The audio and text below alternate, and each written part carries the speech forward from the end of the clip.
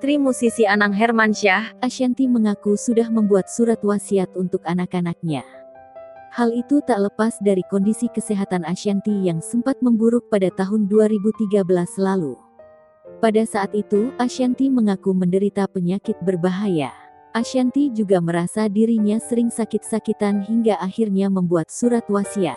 Rentetan penyakit yang diderita Ashanty membuatnya sempat pesimis. Selain itu, Ashanty juga tak mau anak-anaknya nanti bertengkar mempermasalahkan harta peninggalannya.